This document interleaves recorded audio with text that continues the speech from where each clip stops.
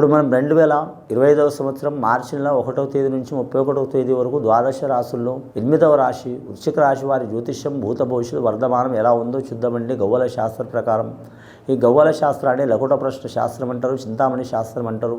ఈ వృశ్చిక రాశి వారి పేరు మీద 9 గవ్వలు 3 సార్లు వేసి వాటిని లెక్కబెట్టి వారి భూత భవిష్యత్తు వర్ధమానం, గృహయోగం, గ్రహబలాలు, అలాగే కుటుంబ యోగం, శుభయోగం, అశుభయోగం ఎలా ఉందో చూద్దామండి.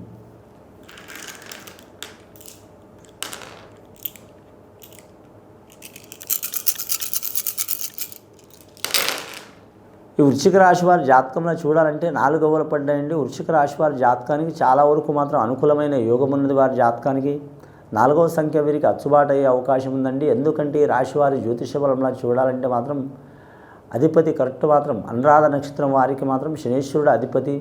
శనికి రాహుకు కలయిక మంచిగా ఉంటుంది కాబట్టి ముఖ్యంగా చాలా వరకు మాత్రం అనురాధ నక్షత్రం వారికి కలిసి వచ్చే అవకాశం ఉన్నదండి.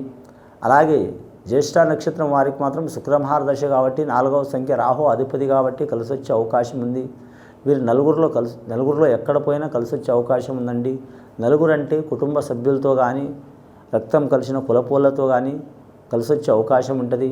రెండవది అధికారులతో కానీ లేదా మాత్రం సెలబ్రిటీలతో కానీ కలిసి వచ్చే అవకాశం ఉంటుంది. మూడవది శత్రువులు కానీ లేదా పడరాని వాళ్ళు కానీ లేదా కోర్టు కేసులు, తగాదులు, చిక్కులు, చికాకులు ఉన్నా కానీ తప్పకుండా కలిసి వచ్చే అవకాశం ఉంటుంది. 4వది వీరు చేసే వృత్తి, వ్యాపారం ఎసుంటిదైనా సరే మాత్రం అనుకున్నది సాధించే అవకాశం ఉంటుందండి. వీరి జ్యోతిష బలం మనం చూడాలంటే మాత్రం ఈ వృశ్చిక రాశి వారి జాతకంలో ధనం మాత్రం ఎంత దాచిపెట్టినా మాత్రం నిలవదండి. కుడి చేతిలో ధనం వస్తుంది, ఎడమ చేతిలో పోతూనే ఉంటుంది.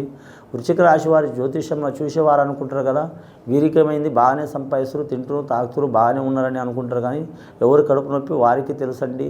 ఒక్కొక్కరికి తెలుస్తుంది, ఒక్కొక్కరికి తెలియదు. కానీ ధనం వచ్చేది తెలుస్తుంది కానీ ఖర్చు అయ్యేది ఎవరికి తెలియదు.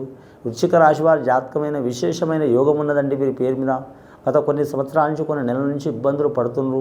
స్త్రీలకు వివాహం చేయాలనుకునే స్త్రీలకు, వివాహం కోరుకున్న స్త్రీలకు, వివాహం మాట్లాడుకున్న స్త్రీలకు మాత్రం ఖచ్చితంగా మాత్రం శీఘ్రమేవ కళ్యాణ ప్రాప్తిరస్తు అయ్యే అవకాశం ఉంది.